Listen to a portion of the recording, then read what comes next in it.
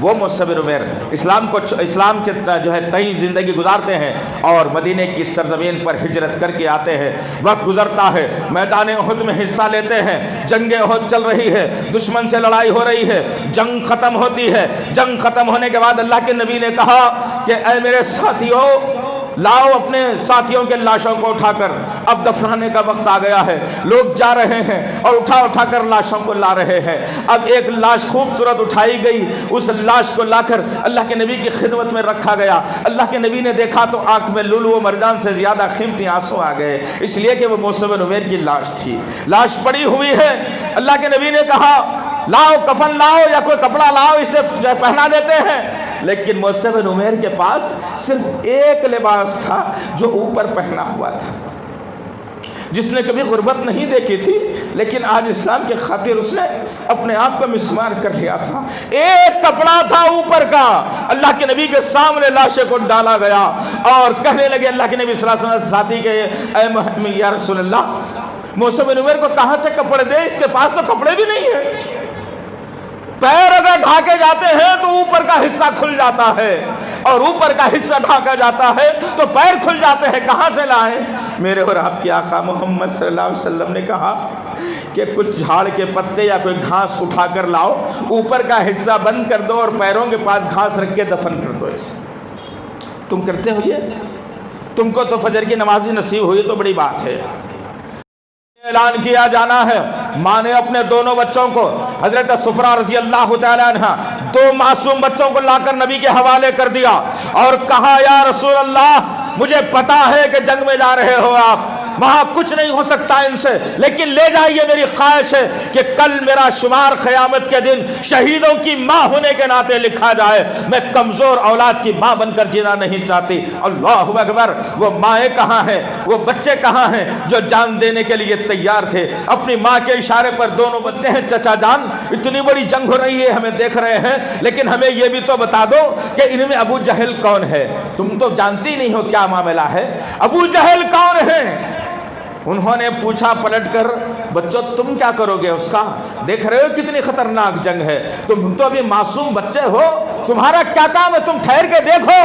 ان دو معصوم بچوں نے جواب دیا اور کہا چچا جان، ہم نے سنا ہے ہمارے نبی کو گالیاں دیتا ہے، ہم نے سنا ہے کہ اسلام کو برا بولتا ہے، ہم نے سنا ہے کہ اسلام کے خلاف کہتا ہے، ہم اسے زندہ رہنے نہیں دیں گے. اللہ اکبر. قربان ایسی جوانیاں، قربان ایسے بچے. الحمدللہ اللہ جی نے چن کر اٹھا لیا تھا. انہوں نے کہا کہ مجھے اور عزیز نوجوان ساتھیوں اور پردہ نشین اس امت کی غیور خواتین،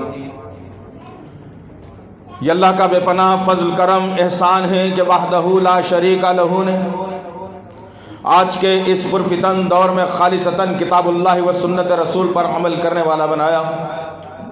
اللہ کا شکر احسان ہے کہ اللہ وحدہ لا شریک لہ نے رب کی ربوبیت، رسول کی رسالت اور فکر آخرت کے لیے ایک کتاب کلام اللہ قرآن مجید ہمیں عنایت فرمائی. اللہ کا کروڑ کروڑ مرتبہ احسان ہے کہ اللہ وحدہ لا شریک لہ نے بے مانگے کہ محمد صلی اللہ تعالی علیہ وسلم جیسا نبی اور رسول عنایت فرمایا. عزیزان محترم، بھینسا کی سرزمین پر اس جماعت کے چھوٹے سے خادم کا پہلا خطبہ ہے اور ہم چاہیں گے کہ زیادہ تر نوجوانوں سے مخاطب ہوں، اسی لیے کہ میرے اور آپ کے آقا محمد صلی اللہ تعالی علیہ وسلم نے نوجوانوں کی مثال جسم کے ایک مشہور اعضاء اور مضبوط اعضاء سے دی کہ وہ اعضاء اگر کمزور ہو جاتے ہیں تو جسم سارے کا سارا نقصان میں پڑ جاتا ہے، اور وہ اعضاء اگر طاقتور ہوتے ہیں تو سارے کا سارا جسم طاقتور ہوتا ہے. اب آپ کہیں گے کہ جسم کا وہ کون سا عضو ہے جس کی میرے اور آپ کے آقا محمد صلی اللہ علیہ وسلم نے مثال دی؟ کہا کہ میرے امت کے نوجوان ریڑھ کی ہڈی کے مانند ہیں. بدن میں جو ریڑھ کی ہڈی بیک بون جس کو کہا جاتا ہے وہ جب تک کہ طاقتور ہوتی ہے، انسان چلتا اور پھرتا بھی ہے، بیٹھتا اور اٹھتا، سوتا اور جاگتا بھی ہے، دوڑتا اور چلتا بھی ہے، لیکن وہ ریڑھ کی ہڈی میں اگر نقص ہو جاتا ہے تو انسان کا جسم تو باقی رہ جاتا ہے لیکن وہ جسم سند پڑ جاتا ہے، اس کے اندر سے حرکت ختم ہو جاتی ہے، وہ بستر پر آ جاتا ہے، اس کو فالج کا اثر ہو جاتا ہے، پھر وہ کسی کام کا نہیں رہ جاتا۔ تو اللہ کے نبی صلی اللہ تعالی علیہ وسلم نے اس امت کے نوجوانوں کی مثال دی اور کہا کہ یہ امت کے نوجوان اسلام کے اندر ریڑھ کی ہڈی کی حیثیت رکھتے ہیں۔ اے نوجوانوں، تم سدھر جاؤ تو اسلام طاقتور رہے گا، تم بگڑ جاؤ تو اسلام ناکام ہو جائے گا اور اسلام بدنام بھی ہو جائے گا۔ اور آج ہم معاشرے میں دیکھتے ہیں کہ نہ صورتیں ملتی ہیں، نہ سیرتیں ملتی ہیں، نہ اخلاق ملتے ہیں، نہ کردار ملتے ہیں، پھر بھی مسلمان ملتے ہیں۔ عجیب سا فلسفہ ہے میرا اور آپ کا۔ آؤ ذرا جائزہ تو لے کر کے دیکھیں کہ آپ جیسے نوجوانوں نے کیا کیا قربانیاں اسلام کے خاطر دیں۔ اسی کے لیے آج کے جمعے کے خطبے کا عنوان جو منتخب کیا گیا ہے، دلوں کی سختی اور اس کا علاج۔ جاننے کی ضرورت ہے عزیزان محترم، یہ دھڑکتا ہوا ایک 4 انچ کا گوشت کا لوتھڑا انسان کو یا تو جنتی بناتا ہے یا تو جہنمی بناتا ہے۔ ایک انسان کے اندر سینے میں دھڑکتا ہوا گوشت کا لوتھڑا یا تو انسان کو مجرم بناتا ہے یا تو نیک انسان بناتا ہے۔ اس جسم کے سینے کے اندر دھڑکتا ہوا 4 انچ کا ایک لوتھڑا جو دھڑکتا ہے تو انسان زندہ رہتا ہے، جو رک جاتا ہے تو انسان کو موت کے گھاٹ اتار دیتا ہے۔ اتنی بڑی اہمیت اور حیثیت ہے، اور وہی دل میرے اور آپ کے آج بجھتے بجھتے نظر آ رہے ہیں، وہی میرے اور آپ کے دل آج بگڑے بگڑے نظر آ رہے ہیں، وہی میرے اور آپ کے دل آج اللہ سے دوری اختیار کیے ہوئے ہیں، وہی میرے اور میرا دل آج نبی کریم صلی اللہ تعالی علیہ وسلم کی محبت سے سرشار ہونے کے بجائے دنیا پرستی میں پڑھ کر میں زندگی گزار رہا ہوں۔ تو ایک دل سخت ہو جاتا ہے تو اس کے آثار پورے جسم پر پڑتے ہیں۔ اللہ کے نبی صلی اللہ علیہ وسلم نے دل سخت کیوں ہو جاتا ہے، وجوہات کیا ہیں، کس بنیاد کے اوپر یہ دل سخت ہو جاتا ہے، پھر اس کے بعد میں آؤں گا اپنے عنوان کی طرف کہ میرے صحابہ کرام، آپ کے صحابہ کرام، اس دنیا کی ایک اہم ترین جماعت جس کو صحابہ کرام کی جماعت کہا جاتا ہے، جن کو مجاہدین ملت کہا جاتا ہے، جن کو محسن ملت کہا جاتا ہے، وہ صحابہ کی جماعت کے نوجوانوں کے واقعات میں اور آپ سنیں گے۔ اور انشاءاللہ العزیز ثم انشاءاللہ کہ آج جمعے کے خطبے میں اور آپ اللہ سے یہ وعدہ کر کے اٹھیں گے اور یہ عزم کر کے اٹھیں گے کہ اللہ یہ جوانی تیری طرف سے دی ہوئی ہے اور جائے بھی گی تیرے لیے جائے گی۔ اللہ میں دنیا کے معاملات کے لیے اپنی جوانی کو قربان نہیں کروں گا، میں دنیا کے معاملات کے لیے اپنی جوانی کو برباد نہیں کروں گا، میں دنیا کی فراوانی کے لیے میں اپنی جوانی کو ہرگز تباہ نہیں کروں گا۔ جب وقت آئے گا، ہر دن، ہر رات، ہر لمحہ، ہر گھنٹہ، ہر منٹ، ہر سیکنڈ میں تیار ہوں کہ میری جوانی اللہ کے راستے میں چلی جائے۔ یہ عزم کرنے کی ضرورت ہے عزیزان محترم۔ جب تک کہ قربانی نہیں دو گے کوئی چیز حاصل نہیں ہوگی۔ آپ کالج میں کتنا ہی اچھا کیوں نہ پڑھ لیں، کالج کے ٹاپ اسٹوڈنٹ کیوں نہ رہیں، لیکن ایگزام تو آپ کو لکھنا ہی پڑے گا۔ بغیر ایگزام کے آپ ٹاپ اسٹوڈنٹ ہیں اس کالج کے، کسی کالج نے کبھی اس کو سرٹیفکیٹ نہیں دیا کہ اچھا پڑھنے والا بچہ ہے، کیسے بھی کامیاب ہو جائے گا اسے سرٹیفکیٹ دے دو، ناممکن سی بات ہے۔ ہو سکتا ہے؟ نہیں ہو سکتا۔ جب تک کہ آپ کٹھنائی سے نہیں گزریں گے، جب تک کہ آپ مشقت سے نہیں گزریں گے، جب تک کہ آپ مصیبت سے نہیں گزریں گے، آپ امتحان لکھیں گے، پھر انتظار کریں گے کہ ہائے اللہ امتحان تو لکھ چکا ہوں، اب ملے گا کیا، جس کے منتظر آپ رہیں گے۔ تو یہی میری اور آپ کی زندگی ہے۔ میرے اور آپ کے آقا محمد صلی اللہ علیہ وسلم نے دلوں کی سختی کیوں ہوتی ہے وہ بتایا، بات کو یہیں سے میں شروع کروں۔ میرے اور آپ کے آقا محمد صلی اللہ علیہ وسلم ارشاد فرماتے ہیں کہ انسان، بندہ جب غلطی کرتا ہے اور ندامت اختیار نہیں کرتا، بندہ غلطی کرتا ہے، غلطیوں پر غلطی کرتا ہے اور وہ بندہ اللہ سے توبہ نہیں چاہتا تو اللہ تعالیٰ اس کے دل کے اوپر ایک تل جیسا ہوتا ہے، انسان کے بدن پر کالا تل جو ہوتا ہے ویسا ایک دھبا اس کے دل پر پیدا کر دیتا ہے، وہ دھبا اس کے دل پر پیدا ہو جاتا ہے، وہ دھبا بڑھتے رہتا ہے، یہ انسان گناہ کرتے رہتا ہے، اللہ سے توفیق نہیں چاہتا، اللہ کی توبہ نہیں چاہتا، اللہ سے مغفرت نہیں چاہتا، گناہ پر گناہ کرتے جاتا ہے، جانے انجانے میں کرتا ہے، گناہ ہوتے جاتے ہیں، اور اللہ کے نبی فرماتے ہیں کہ توبہ نہ کرنے کی بنیاد پر اللہ وحدہ لا شریک لہ اس چھوٹے سے دل کے ٹکڑے کو جو لال ہوتا ہے اسے گناہوں کے دلدل میں لپیٹ کر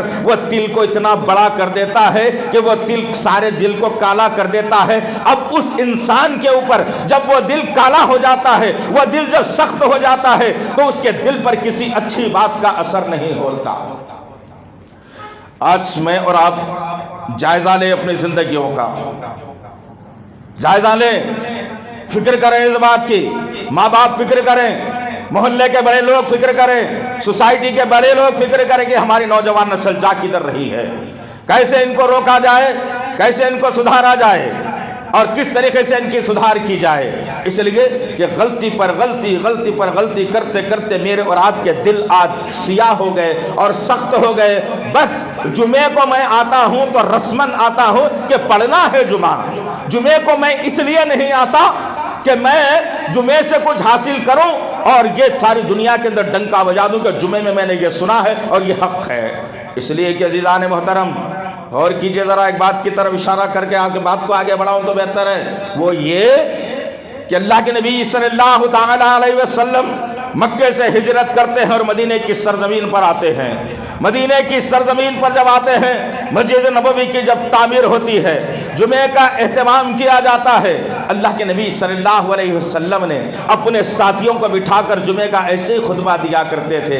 کوئی بڑا لنگر لگا کر تقریر نہیں کرتے تھے، کوئی بڑا شادی خانہ یا بڑا گراؤنڈ جو ہے بک کر کے اس کے اندر لوگوں کو جمع کر کے نہیں بتاتے تھے، بلکہ یہی وہ جمعے کے خطبے تھے جنہوں نے 313 کی تعداد ہو کر کے 1000 کے لشکر کو پچھاڑ دیا تھا۔ کوئی اور بات نہیں تھی عزیزان محترم۔ تبدیلی تو میرے اندر آ گئی کہ میں جمعے کا خطبہ احساس کے طور پر، طاقت اور قوت کے طور پر، ایمانی حرارت کے طور پر، نبی کی محبت کے طور پر، اللہ کے خوف کے طور پر، جنت حاصل کرنے کے طور پر، جہنم سے بچنے کے طور پر، انسانوں کی فکر کرنے کے طور پر میں جمعے کا خطبہ نہیں سنتا، بلکہ ایک رسم ہے، نہیں پڑھوں گا تو پھر کیا ہوگا۔ بہت سارے مسلمان ایسے بھی ہیں معاشرے کے اندر جن کو یہ معلوم ہو گیا کہ 3 جمعے نہیں چھوڑنا چاہیے، 3 جمعے چھوڑو گے تو کفر کا فتویٰ لگے گا، 2 جمعے چھوڑ دیں گے، تیسرا جمعہ آخری سلام میں مل کے کمپلیٹ کر لیں گے۔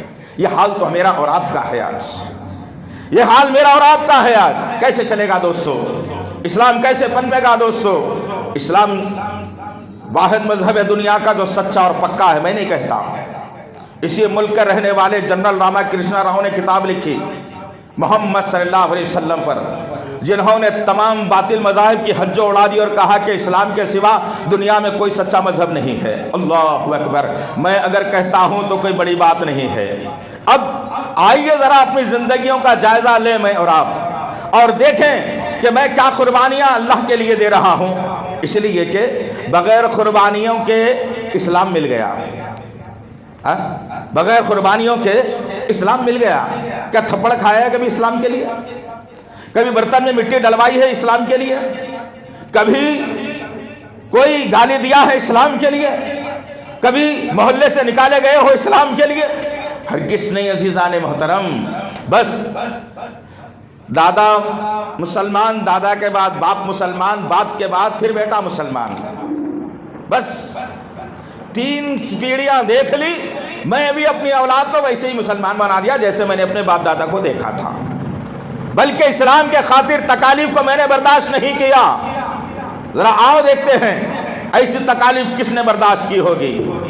اور اللہ وحدہ لا شریک لہ نے جب ایسی تکالیف کو ان نوجوانوں نے برداشت کیا، قبول کیا، اللہ کی مرضی پر زندگی گزاری، تو اللہ وحدہ لا شریک لہ زمین پر چلتے ہیں تو جنت میں ان کے قدموں کی آواز کو سنا دیتا ہے۔ آج میرا اور آپ کا معاملہ تو کچھ اور ہی ہے۔ آؤ ذرا دیکھتے ہیں، مکے کی سرزمین ہے، دشمن ہر طرف سے ٹوٹ پڑ رہا ہے۔ یہ آج کا دشمن بڑا کمزور ہے دوست، اس سے نہ گھبراؤ تم کبھی۔ اسلامی تاریخ اور اسلام کے جذبے والے واقعات کو تم پڑھو، اسلام کے جو ہے نا تعلیمات پر تم نظر رکھو، اپنے سینوں میں بساؤ تو پتہ چلے گا کہ دشمن کس کو کہا جاتا ہے۔ یہ دھوکہ ہے ہمارے ساتھ، عجیب سا فلسفہ ہے۔ خیر، تو وہ وقت تھا جب اسلام کا نام لینا گناہ مانا جاتا تھا۔ جو بھی لا الہ الا اللہ کہتا اسے شہر بدر کر دیا جاتا، یا تو سنگسار کر دیا جاتا، یا برہنہ کر کے اسے دوڑایا جاتا، یا اسے اس کے خاندان کو بھوک مار دیا جاتا۔ ان حالات کے اندر ایک نوجوان حبشہ کا رہنے والا بلال رضی اللہ تعالیٰ عنہ اسلام قبول کرتے ہیں، ایمان کی حالت میں آتے ہیں۔ مختصر بتاؤں گا تو اس وقت کی تنگی کے حساب سے۔ بلال رضی اللہ تعالیٰ عنہ نے اسلام قبول کیا، نوجوان تھے، چوڑی چھاتی، چوڑی کلائی، بڑی بڑی آنکھیں، گھنگھرے والے بال۔ آدمی زمین پر چلتا تو سمجھ میں آتا کہ مرد آدمی چل رہا ہے۔ آج ذرا ہمارے نوجوانوں کو تو دیکھ لو بھیا، پنجڑیاں کمزور، کمر دو بالش کی بھی نہیں، ایک بالش کی کمر، باریک باریک پنجڑیاں۔ اور عجیب سا فلسفہ یہ ہے کہ یہودی جو اختیار کرتا ہے مسلمان اختیار کر کے اسلام بتاتا ہے۔ عجیب فلسفہ ہے ہمارا آج۔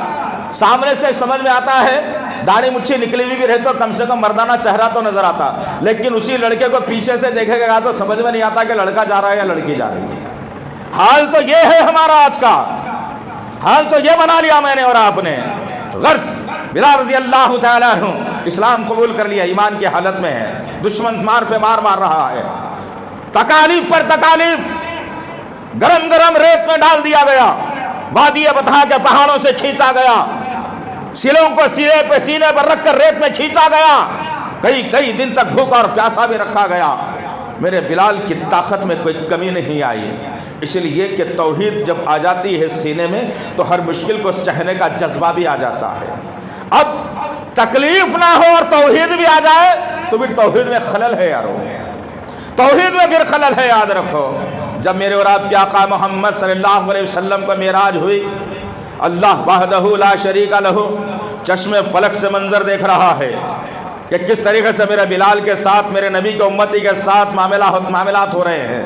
جب میرے اور آپ کے آقا محمد صلی اللہ علیہ وسلم کو معراج ہوئی، معراج میں میرے اور آپ کے آقا محمد صلی اللہ علیہ وسلم جبرائیل علیہ السلام کے ساتھ ہے، جنت میں داخلہ لیا جانے والا ہے، جنت کا دروازہ کھلا، دو کے علاوہ تیسرا کوئی نہیں۔ اب قدم جنت میں میرے نبی کے پڑھنے والے ہیں، لیکن نبی نے سنا کہ کسی اور کی آواز جنت کی سرزمین پر سنائی دے رہے ہیں۔ میرے اور آپ کے آقا محمد صلی اللہ علیہ وسلم نے سوال کیا اور پوچھا، بھائی جبرائیل، ہے دو آدمی، یہ تیسرے کی آواز کہاں سے آ رہی ہے؟ جبرائیل علیہ السلام نے کہا، مبارک ہو یا رسول اللہ، اے محمد صلی اللہ علیہ وسلم، یہاں تو ہیں آپ اور میں دونوں، لیکن آپ کا امتی بلال زمین پر چلتا ہے، اللہ اس کے قدموں کی آواز کو جنت میں سنا دیتا ہے۔ اللہ اکبر! کہاں سے لائے وہ نوجوان، کہاں سے ڈھونڈے وہ نوجوان؟ زمین اگر پیدا کرتی تو بیج بو کر ویسے نوجوانوں کو لا بھی لیا کرتے، لیکن ناممکن ہے نا، انسان کے بطن سے پیدا ہوگے اور انسان کے بطن سے ہی طاقت لے کر کے ہوگے۔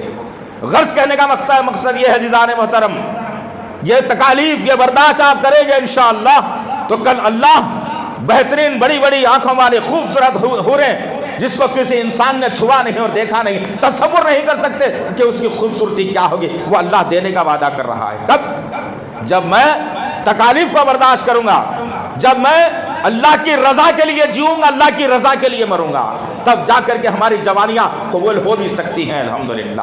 غرض کہنے کا مقصد یہ ہے، اسی مکے کی سرزمین ہے، مکے کی سرزمین پر ایک خوبصورت نوجوان، دیکھو دلوں کی سختی کیسے دور ہوتی ہے اللہ کی یاد سے، اللہ کی محبت میں، اللہ کے لیے جان دینے، اللہ کے لیے جان لینے پر ہی دلوں کی نرمی ہو سکتی ہے، ورنہ بہترین پلیٹوں میں کھانے کھا کر، دونوں دالوں سے گوشت کو چیر کر، بہترین لباس اختیار کر کے، 4 پلاٹ 5 پلاٹ بلڈنگاں بنا کے میرے دل میں نرمی آنا تو نعوذ باللہ من ذالک، نمرود کے دل میں کبھی نرمی نہیں تھی جس کے پاس مال تھا، فرعون کے دل میں نرمی نہیں تھی جس کے پاس مال تھا، نرمی تو دلوں کی ان کے پاس تھی جو اللہ کی رضا کے لیے جینا چاہتے تھے۔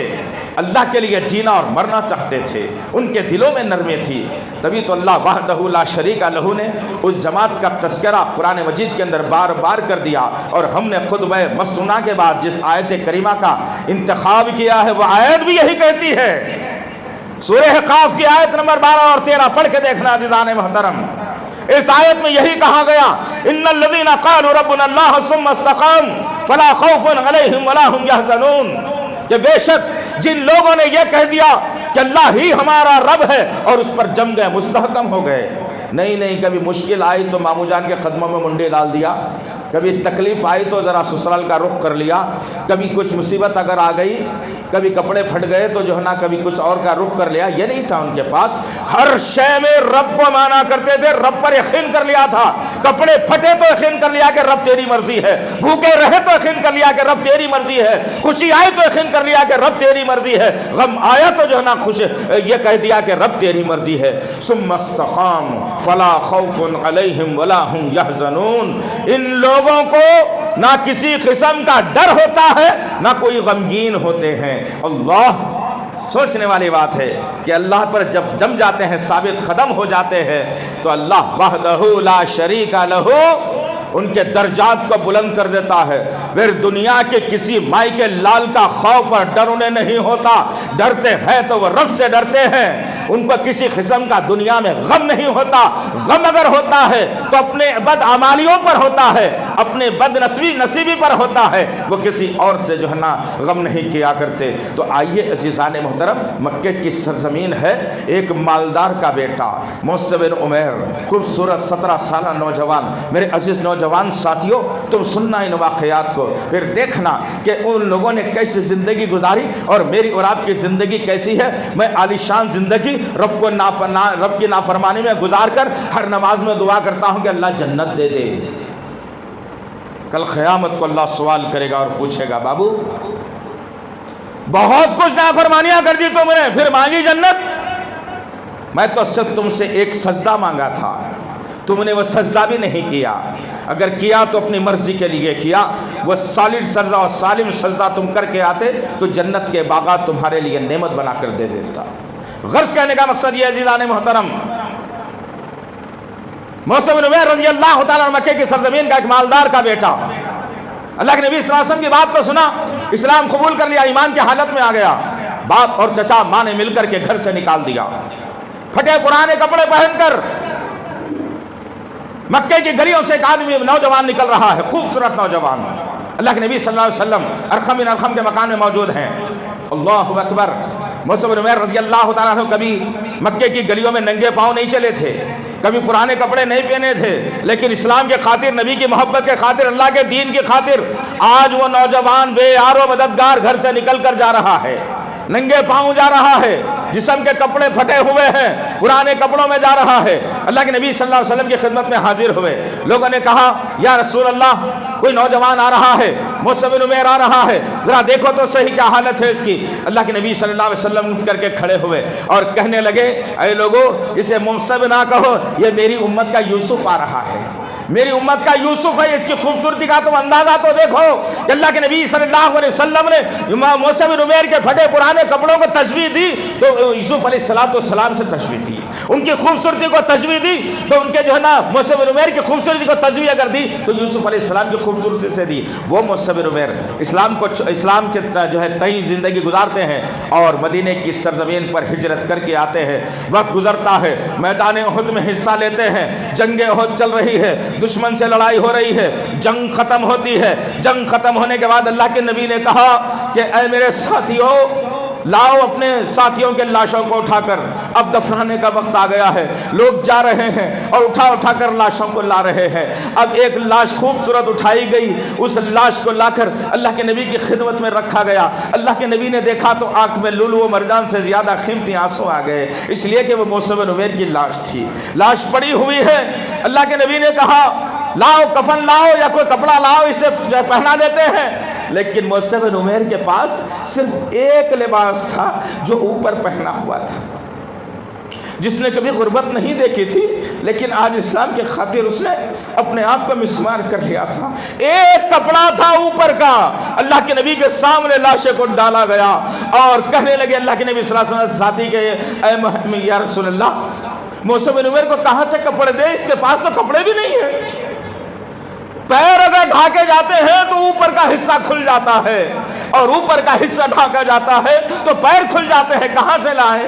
میرے اور آپ کے آقا محمد صلی اللہ علیہ وسلم نے کہا کہ کچھ جھاڑ کے پتے یا کوئی گھاس اٹھا کر لاؤ, اوپر کا حصہ بند کر دو اور پیروں کے پاس گھاس رکھ کے دفن کر دو اسے. تم کرتے ہو یہ؟ تم کو تو فجر کی نماز ہی نصیب ہوئی تو بڑی بات ہے. نماز بھی کبھی کبھی پڑھ کر ہم یہ سمجھتے ہیں کہ جنتی ہو گیا, نماز کو کبھی کبھی پڑھ کے سمجھتے ہیں کہ مجھے بہت کچھ مل گیا.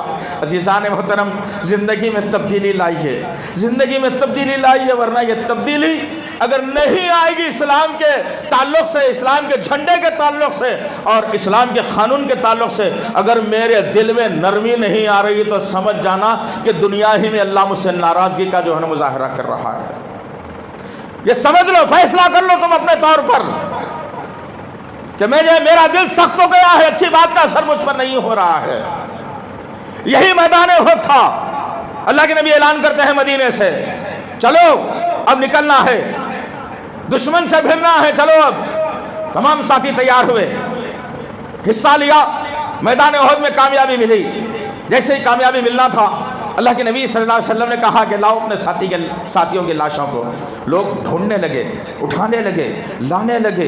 ہر ساتھی کو اٹھاتے ہیں ہاتھ اور پیر پکڑ کر, خون کے خطرات ٹپکتے ہیں. انسان کا جسم کٹا تو خون ہی تو نکلے گا نا, خون کے خطرات ٹپکتے ہیں. لیکن ایک لاشے کو ایسے بھی اٹھایا گیا, ایسے اٹھایا گیا ایک لاشے کو کہ اس لاشے سے خون نہیں, پانی کے خطرات ٹپک رہے تھے. اللہ کے نبی صلی اللہ علیہ وسلم کے لاشے کو رکھ کر صحابہ نے پوچھا, یا رسول اللہ, عجیب مسئلہ ہے یہ, کیا ہوا؟ کہا کہ ہر لاشے کو اٹھایا, خون ٹپک رہا تھا, اور اس لاشے کو جب اٹھایا گیا تو پانی کے خطرات ٹپک رہے تھے. میرے اور آپ کے آقا محمد صلی اللہ علیہ وسلم نے اپنے ساتھی کی طرف غور سے دیکھا اور ساتھیوں سے کہا, جانتے ہو کون ہے یہ؟ شکل پہچانے نہیں جا رہی ہے لیکن میں جانتا ہوں کون ہے یہ. کہا میرے رسول نے کہ میرا حنظلہ ہے, میرا حنظلہ. یہ اس نے کل ہی رات کو ایک عورت کے قبیلے کی عورت سے نکاح کیا, اپنی بیوی سے ہم بستری کی, اور صبح ہم فجر کی نماز میں اعلان کرتے ہیں کہ دشمن سے لڑنے جانا ہے. میرے موسیٰ بن عمیر نے غسل جنابت نہیں کیا, ہمارے ساتھ جنگ میں شامل ہوا, اللہ نے شہیدی کا مرتبہ دیا, اور اللہ کو حیا آئی کہ میرے حنظلہ کا جنت کے فرشتوں کے ذریعے سے غسل جنابت کرا رہا ہے. اللہ اکبر. کہاں ایسے نوجوان دوستو, کہاں ڈھونڈے ایسے نوجوانوں کو, کہاں ملیں گے ایسے؟ آج تو جوانیاں تمہاری خاندان کو بیزار کرنے والی ہیں, آج تو جوانیاں تمہاری محلے کو بیزار کرنے والی ہیں, آج تو جوانیاں تمہاری عاشقی کرنے والی ہیں. کون ہے جو اسلام آج بدنام ہو رہا ہے؟ اسلام کو بدنام کرنے کی سازشیں چل رہی ہیں, اسلام کو پریشان کیا جا رہا ہے, اسلام کو ادھر ادھر کرنے کی بات ہو رہی ہے. اللہ اکبر. میری زبان بھی لاک ہو جاتی ہے, میرے ہاتھ بھی لاک ہو جاتے ہیں, میری آنکھوں کو دکھتا نہیں, میں بہرا ہو جاتا ہوں. اب یہ سن کر کے کچھ اگر بولوں گا تو پھر میرے خلاف کوئی قانون آ جائے گا, پھر میں پریشان ہو جاؤں گا, پھر میں دربدر ہو جاؤں گا, پھر یہ آرام کی زندگی کہاں سے ملے گی؟ نہیں میرے عزیز نوجوان ساتھیوں, آج تم کو اٹھ کر کھڑا ہونا پڑے گا. وقت اور حالات یہ بتاتے ہیں, تم نہیں سمجھ سکتے, تم صرف اپنے علاقے میں رہ کر حالات کا جائزہ نہیں لے سکتے. آپ کے چھوٹے بھائی کو اللہ نے ہندوستان بھر کا دورہ کروا دیا اور ہر وقت ہر حالات سے واقفیت کروا دیا. اس وقت حالات بڑے کربناک جا رہے ہیں, اور ہو سکتا ہے کہ یہ 2024 تک کچھ حالات کربناک اور بھی بنا دیے جائیں. بدلو اپنے آپ کو, اس گھر کے چھت کے نیچے اپنی زندگی گزارنا سیکھو تم. اللہ اکبر. کہاں ہے دوستو؟ ان نوجوانوں کو نگاہیں تلاش کرتی ہیں, ان نوجوانوں کو نگاہیں دیکھتی ہیں کہ کہاں ہے وہ نوجوان جو کل اسلام پر مر مٹنے والے تھے, اور آج نوجوانوں کو دیکھتے ہیں تو اسلام کو بدنام کرنے والے ہیں. کیوں ایسا عزیزان محترم؟ آخر وجوہات کیا ہو سکتی ہیں؟ تم اٹھو اور کھڑے رہو. بزرگوں کا تجربہ اور تمہاری طاقت جب ملے گی انشاءاللہ, پھر کسی مائی کے لال کو قدم اٹھانے کا موقع نہیں ملے گا, کسی مائی کے لال کو قلم اٹھانے کا موقع نہیں ملے گا، کسی کو زبان درازی کرنے کا موقع نہیں ملے گا کہ محمد صلی اللہ علیہ وسلم نعوذ باللہ ایک زناکار تھے۔ سنا ہے تم نے کبھی؟ تم کو کیا کرنا ہے اس سے؟ تم کو کرنا کیا ہے اس سے؟ تمہاری جوانیاں جم کر کے طاقتور ہو جاؤ، تمہاری جوانیاں کمانے میں لگاؤ، تمہاری جوانیاں جیسے ہی اچھی ڈگری حاصل ہو گئی، اسلام کی خدمت کا جذبہ ہی ختم، لندن جاؤں گا، امریکہ جاؤں گا، آسٹریلیا جاؤں گا، بہت سارا کماؤں گا۔ بہت سارے لوگ اب تک کما کے کیا کرے میاں؟ تم کما کے کیا کرتے ہیں؟ کیا ذہن بنا لیا میں نے اور آپ نے؟ آج بدلو اپنے آپ کو، اسلام کے دائرے میں لے کر کے آؤ۔ یہ جو پانی پہ محل بنا کر اس کی تم طاقت کی امید تم رکھ رہے ہو نا، اس سے کچھ نہیں ہونے والا ہے۔ زمین پہ گھر بناؤ، اپنی بنیاد کو مضبوط بناؤ، پھر دیکھنا وہ جو ہے طاقتور جو عمارت تمہارا سب کچھ کر سکتی ہے۔ لیکن آج کہاں ہے؟ میں اور آپ خوابوں کی دنیا میں جیتے ہیں، خوابوں کی دنیا میں مرتے ہیں۔ آؤ ایک اور نوجوان کا واقعہ میں تمہیں سنا دوں۔ میں چاہتا ہوں کہ میرے نوجوان ان باتوں کو سن کر اپنے دل اور دماغ میں جگہ دیں انشاءاللہ، اور سوچیں بیٹھ کر کے کہ میں کون ہوں آخر؟ اللہ نے مجھے دنیا کے 2000 باطل مذاہب میں سے بچا کر اسلام مذہب میں کیوں پیدا کیا؟ آخر کچھ تو وجہ ہے، آخر کچھ تو بات ہے کہ اللہ نے مجھے اسلام کی دولت دی، ایمان کی دولت دی مجھے۔ ایسا کچھ تو ہے کہ اللہ نے مجھے چن کر اسلام اور مسلمانوں کے گھرانے میں پیدا فرما دیا۔ وجہ کیا ہو سکتی ہوگی؟ کیا ہو سکتی ہوگی؟ تو اللہ چاہ رہا ہے کہ میاں کل ساری دنیا کو جہنم میں ڈال دوں گا، کچھ کوڑا اور کرکٹ بھی بن جائیں گے، مٹی کچھ بن جائیں گے، مٹی کی شکل اختیار کر لیں گے، لیکن میں اپنے نبی کے امتیوں کے لیے جنت بنایا ہوں۔ وہ حوریں تمہارا انتظار کر رہی ہیں، وہ معصوم بچے تمہارا انتظار کر رہے ہیں، وہ جو مشک اور زعفران کی بنی ہوئی دیواریں خوشبو تمہارا انتظار کر رہی ہے، وہ زنجبیل کی شراب تمہارا انتظار کر رہی ہے، وہ جنت کی نہریں دودھ اور شہد کی تمہارا انتظار کر رہی ہے۔ کیا تم ایسی چیزوں کو چھوڑ کر یہ مادی وسائل میں پڑھ کر اپنی جوانی کو برباد کر کے جہنم رسید ہونا چاہتے ہو؟ نہیں عزیز نوجوان ساتھیوں، ہم ہونے نہیں دیں گے انشاءاللہ، ہم ہونے نہیں دیں گے انشاءاللہ، اس لیے کہ ہر مسلمان کے سینے میں ایک ایمانی حرارت ہوتی ہے، ایک جذبہ ہوتا ہے، ایک طریقہ کار ہوتا ہے، صرف اس کو ذرا سی بھانپ دینے کی ضرورت ہے، اس کو تھوڑا سا جگانے کی ضرورت ہے، اس کو تھوڑا سا ابھارنے کی ضرورت ہے۔ پھر دیکھنا میرے نبی کے امتی اور اس مسلمان گھرانے کا یہ نوجوان ایسا نکھر کر کے آئے گا کہ کل تک لوگ جو ہے مثال دیتے تھے کہ یہ نوجوان بڑا بدمعاش ہے، لیکن آج اس نوجوان کو دیکھا گیا کہ سارا محلہ اس کے گرویدیدہ ہے۔ کیوں؟ ہمارے اندر وہ جذبہ ہے الحمدللہ، ہمارے اندر وہ جذبہ ہے الحمدللہ۔ آؤ ایک اور واقعہ تمہاری نظر کروں، شاید ہو سکتا ہے کہ یہ واقعوں کے ذریعے سے ہمارے اندر ایک جذبہ پیدا ہو جائے انشاءاللہ العزیز۔ میدان بدر ہے، اور سے سننا ذرا، توجہ سے سننا ذرا، دل کی گہرائی سے سننا ذرا، دل اور دماغ کو ایک جگہ رکھ کے سننا ذرا، پھر سمجھ میں آئے گا کہ واقعی میری زندگی کا مقصد کچھ اور تھا، میں نے مقصد کو کچھ اور بنا لیا۔ میدان بدر ہے، دشمن اٹوٹ حملے کر رہا ہے، 1000 کی تعداد، ایک معصوم اور نہتے کمزور صحابہ کی جماعت، پیر میں پہننے کے لیے جن کے پاس چپل برابر نہیں تھی، تیر و تلوار برابر نہیں تھی، غربت کی زندگی سے اٹھ کر آئے تھے، مکے میں لٹ اور پٹ کر آئے تھے، سب کچھ لٹا دیا تھا، لیکن نبی کے محبت میں نکل کر آئے تھے، اور پھر میدان بدر میں جنگ ہو رہی ہے۔ تمہاری جوانیاں تو 20 سال کی ہوں گی، 25 سال کی ہوں گی، 30 سال کی بھی ہوں گی، 35 سال کی بھی ہوں گی، کڑیل جوانیاں تمہاری ہیں، لیکن میدان بدر میں 2 معصوم بچوں نے جنگ کی کایا پلٹ دی، جنگ کی خطرناک حالات کو تبدیل کر دیا۔ معاذ اور معوذ، یہ 2 چھوٹے بھائی، بالکل 8 سے 12 سال کی عمر کے معصوم بچے۔ وہ مائیں بھی کیسی تھی؟ آج کی مائیں رات کو دیر سے بچہ سوتا ہے تو صبح فجر میں اٹھاتی نہیں ہے اور کہتی ہے کہ رات کے دیر سے سویا، نیند خراب ہوگی، سو جانے دو۔ لیکن وہ مائیں کیسی تھیں؟ الحمدللہ نبی نے اعلان کیا جانا ہے، ماں نے اپنے دونوں بچوں کو، حضرت صفرہ رضی اللہ تعالی عنہ 2 معصوم بچوں کو لا کر نبی کے حوالے کر دیا اور کہا یا رسول اللہ، مجھے پتا ہے کہ جنگ میں جا رہے ہو آپ، وہاں کچھ نہیں ہو سکتا ان سے، لیکن لے جائیے، میری خواہش ہے کہ کل میرا شمار قیامت کے دن شہیدوں کی ماں ہونے کے ناطے لکھا جائے، میں کمزور اولاد کی ماں بن کر جینا نہیں چاہتی۔ اللہ اکبر، وہ مائیں کہاں ہیں، وہ بچے کہاں ہیں جو جان دینے کے لیے تیار تھے؟ اپنی ماں کے اشارے پر دونوں بچے نبی کے ساتھ ہوتے ہیں، جنگ کی ہما ہمی ہوتی ہے، میدان میں ریت اڑ رہی ہے، گھوڑوں کی سنسناہٹ گھنگھناہٹ ہے، تلواریں چل رہی ہے، چیخ و پکار چل رہی ہے۔ اللہ اکبر، دو بھائی کنارے کھڑے ہوئے سارے منظر کو دیکھ رہے ہیں، اور دونوں نے آپس میں ڈسکس کر لیا۔ پوچھا بھیا جی، ہم پوچھتے ہیں کسی سے، کوئی چچا سے، کہ ان میں ابو جہل کون ہے؟ آخر ہم دریافت کرتے ہیں کون ہے۔ دونوں بھائی ڈسکشن کرتے ہیں، پہلو میں کھڑے ہوئے صحابہ کی ایک شخصیت، ان سے پوچھتے ہیں چچا جان، اتنی بڑی جنگ ہو رہی ہے، ہمیں دیکھ رہے ہیں، لیکن ہمیں یہ بھی تو بتا دو کہ ان میں ابو جہل کون ہے؟ تم تو جانتی نہیں ہو کیا معاملہ ہے، ابو جہل کون ہے؟ انہوں نے پوچھا پلٹ کر، بچوں تم کیا کرو گے اس کا؟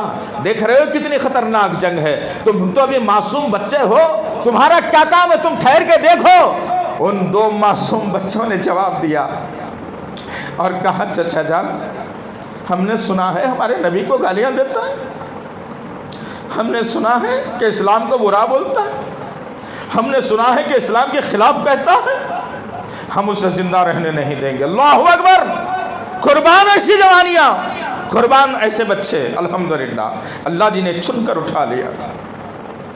انہوں نے کہا کہ وہ جو سر پر لگایا ہوا آ رہا ہے نا آدمی، وہی ابو جہل ہے۔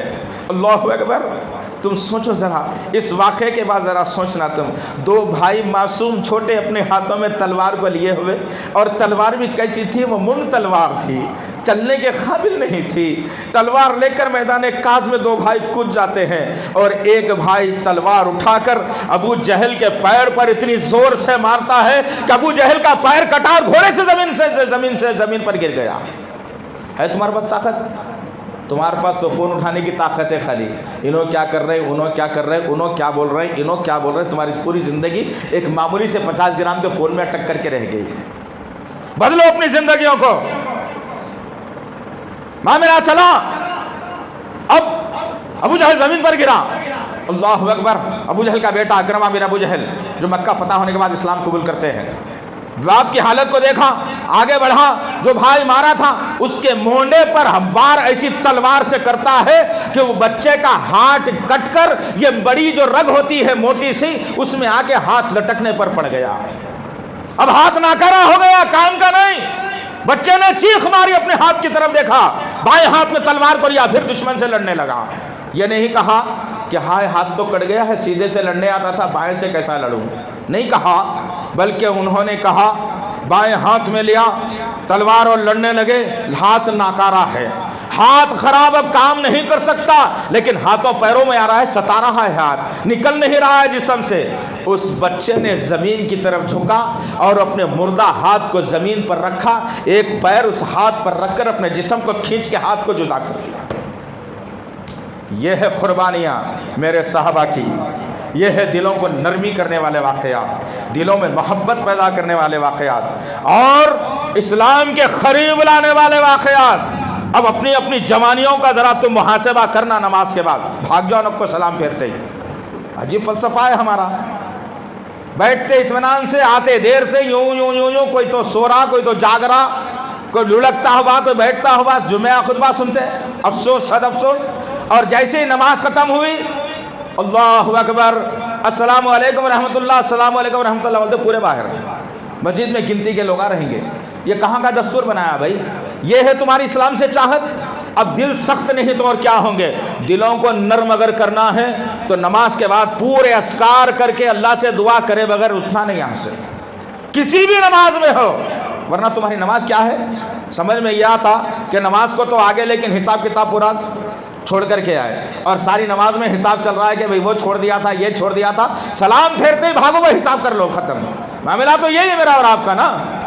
غرض کہنے کا مقصد یہ عزیزان محترم، آؤ اسلام کی طرف آؤ، اسلام کی چاہت کی طرف آؤ، اسلام کو سنوارنے کی طرف آؤ، اسلام کی طاقت بننے کے لیے آؤ، نبی کی فوج میں اپنا شمار کرنے کے لیے آؤ، صحابہ کے ساتھی بننے کے لیے آؤ، جنت میں سرخرو ہونے کے لیے آؤ، اور میدان حشر میں کامیاب ہونے کے لیے آؤ، اور جہنم سے پناہ لینے کے لیے آؤ۔ پھر دیکھنا انشاءاللہ العزیز اللہ وحدہ لا شریک لہ، ہماری جب یہ قربانیاں ہوں گی اور ہمارا یہ جذبہ جب ہوگا انشاءاللہ العزیز، تو آنے والی صدی اسلام کی صدی ہوگی انشاءاللہ العزیز۔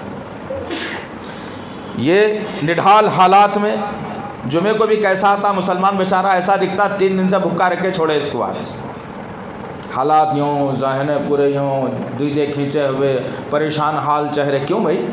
کہاں رہے تم؟ کس سے ملنے آ رہے تم؟ اللہ کی بارگاہ میں آ رہے ہو، اپنے آپ کو تر و تازہ کر کے لاؤ، یعنی نہیں تو پھر یہ ریاکاری میں شمار ہو جائے گا۔ باہر نکلو تو سینہ تان کر، ماں باپ پر بڑی آوازوں سے بات کر کے، بیوی بچوں پہ ظلم کر کے، پڑوسیوں کو ستا کر کے اللہ کے گھر میں آتے نرم ہو جا رہے ہیں آپ، تو یہ منافقت کی علامت ہوتی ہے۔ ایسا مت کیجئے، اپنی زندگیوں میں انقلاب لائیے، انقلاب۔ جب تک کہ آپ اپنے آپ کو مستحکم نہیں کریں گے، باطل طاقتیں تمہارا نیست و نابود کرتے رہیں گے تمہیں، اور جب تم اٹھ کر کے کھڑے ہوگے انشاءاللہ تو اسلام کی صدی بھی ہوگی، پوری دنیا اسلام کو پہچانے گی بھی۔ غیر مسلم کئی حضرات ہیں جو اسلام سے ناواقف ہیں، اسلام نہیں جانتے، وہ لوگ، ان تک بات کو نہیں پہنچایا گیا، کبھی قرآن ان کو ہم نے نہیں پہنچایا، کبھی نبی کی تعلیمات ان کو ہم نے نہیں سنایا، کبھی صحابہ کے واقعات ہم نے نہیں دیے انہیں، جینے کا طریقہ نہیں سکھایا انہیں، نماز میں کیا پڑھا جاتا ہے نہیں بتایا انہیں۔ تبھی تو لوگ اسلام کے خلاف زبان کھول کر کہتے ہیں کہ مسلمان مسجد میں نماز پڑھنے جاتے ہیں تو جہاد کرنے جاتے ہیں، نعوذ باللہ۔ کس نے کہا یہ میری غلطی ہے یا ان کی غلطی ہے؟ غلطی میری ہے، یہ میں نے بتایا نہیں انہیں، میں نے بلایا نہیں انہیں، یہ گھر کا تعارف میں نے کرایا نہیں۔ ہم سمجھتے ہیں کہ ان کا الگ ہے ہمارا الگ ہے، یہ بات غلط ہے۔ وہ بھی اللہ کے بندے ہیں، ہم بھی اللہ کے بندے ہیں۔ اللہ نے مجھے اور جو نے ہدایت دے دی، انہیں ہدایت نہیں دی تو میں ان کی ہدایت کا ذریعہ بننا ہے مجھے اور آپ کو، تو تب جا کر کے بات بنے گی انشاءاللہ العزیز، تب جا کر کے بات ہوگی انشاءاللہ العزیز، اور دلوں کی نفرتیں دور ہوں گی انشاءاللہ۔ بلاؤ غریب مسلم بھائیوں کو اللہ کے گھر میں بلا کے اپنے گھر کا جو ہے نا محاسبہ کراؤ، بتاؤ تو صحیح انہیں کہ دیکھو ہم کوئی مورتی کی پوجا نہیں کرتے، ہم ایک اللہ کو ماننے والے ہیں جو تمہارا اور ہمارا رب ہے۔ تمہاری کتابوں میں ایک اللہ کا لفظ ہے، ہماری کتابوں میں ایک اللہ کا لفظ ہے۔ تم کو بھی ہدایت دی گئی ہے کہ مورتی پوجا نہیں کرنا، ایک اللہ کے سامنے جھکنا، اور ہم کو بھی یہی کہا گیا ہے کہ مورتی کی پوجا نہیں کرنا، ایک اللہ کے سامنے جھکنا۔ ہمارا پیغام تو یہی ہے۔ بتاؤ محمد صلی اللہ تعالی علیہ وسلم کی زندگی کے وہ واقعات جو غیر مسلموں کے ساتھ میرے اور آپ کے آقا کیا کرتے تھے، جس کی بنیاد پر لوگ چوک اور درجوق اسلام کی آغوش میں پناہ لیتے تھے، کہاں سے لائے وہ دوست؟ تم کو وقت ملے تب نا۔ تمہارا وقت چوراہوں پر، ہوٹل کے ٹیبل پر، یا چبوتروں پر، یا گھروں پر نہیں، غلط، بالکل غلط۔ آج کے بعد ایسا نہیں، جب بھی تمہارے پاس وقت ہے تم آؤ اس مسجد کے اندر بیٹھو، یہاں کے ذمہ داروں سے ملو، یہاں کے امام صاحب سے ملو، ان سے تربیت حاصل کرو، علم حاصل کرو، پھر نکلو معاشرے کے اندر وہ علم کو پھیلانے کے لیے۔ اسلام یہی چاہتا ہے، اسلام کی سوچ یہی ہے، اسلام کی فکر یہی ہے۔ اللہ سے دعا ہے کہ اللہ وحدہ لا شریک لہ ہم تمام لوگوں کو جو ہے اسلام کی طرف مائل کر دے میرے پاک پروردگار۔ یا اللہ ہم اقرار کرتے ہیں کہ ہمارے دل سخت ہو چکے ہیں میرے پاک پروردگار، یا اللہ ہمارے دلوں کو نرم کر دے میرے غفور رحیم، اسلام کے لیے نرم کر دے میرے پاک پروردگار، ایک دوسرے کے لیے نرم کر دے میرے پاک پروردگار، امت کے لیے نرم کر دے میرے اللہ، تیری ذات کے لیے نرم کر دے میرے پاک پروردگار۔ ہم اقرار کرتے ہیں میرے پاک پروردگار کہ ہم نسیان سے پیدا ہوئے ہیں، ہم انسان ہیں اللہ، ہم گناہ بھی کرتے ہیں یا اللہ، ہم جانے انجانے میں گناہ کرتے ہیں اللہ، لیکن نبی کے امتی ہونے کے ناطے تجھ کو تیرے تمام ناموں کا واسطہ ہے میرے پاک پروردگار۔ اے میرے اللہ، تیری رحمت کی چادر اتنی وسیع ہے میرے غفور رحیم کہ تو ہمارے گناہوں کو اپنے رحمت کی چادر میں سمیٹ کر ہمیں معافی کا پروانہ دے دے میرے اللہ۔ یا اللہ ہم مغفرت چاہتے ہیں میرے غفور رحیم، ہم مغفرت چاہتے ہیں میرے پاک پروردگار۔ یا اللہ یہ دنیا کی چمک دمک سے ہم کو بچا لے میرے پاک پروردگار۔ یا اللہ یہ دنیا کی چمک دمک سے ہمیں بچا لے میرے اللہ۔ یا اللہ ہمارے ماں باپ کو ہمارے سروں پر سلامت رکھ میرے پاک پروردگار، ان کی خدمت کرتے کرتے جنت حاصل کرنے والا بن جائے میرے اللہ۔ یا اللہ اگر کسی کے 2 ماں باپ ہیں، ماں اور باپ، ان کی خدمت کرنے والا بنا دے اللہ۔ کسی کے ہاں اگر باپ نہیں ہے صرف ماں ہے تو ان کی خدمت کرتے کرتے جنت میں جانے والا بنا اللہ۔ یا اللہ اگر دونوں بھی نہیں ہیں اس دنیا کے اندر اور ہم نے ان کی جو ہے قدر نہیں کی میرے پاک پروردگار، یا اللہ ہماری اس غلطی کو معاف کر دے میرے پاک پروردگار، اس لیے کہ ماں باپ کی نافرمانی میں تیری نافرمانی ہے میرے غفور رحیم۔ یا اللہ ہماری غلطی کو معاف فرمائے اللہ، ہمارے ماں باپ کو جنت میں اعلیٰ مقام عطا فرمائے اللہ، ہمارے ماں باپ کو جنت میں اعلیٰ مقام عطا فرمائے اللہ، ہمارے ماں باپ کو جنت میں اعلیٰ مقام عطا فرمائے اللہ۔ یا اللہ ہمارے گناہوں کو بخش دے میرے پاک پروردگار۔ ربنا تقبل منا انک انت السمیع العلیم وتب علینا انک انت التواب الرحیم، وصلی اللہ تعالی علی خیر خلقہ محمد وعلی آلہ وصحبہ اجمعین برحمتک یا ارحم الراحمین، والحمد للہ رب العالمین۔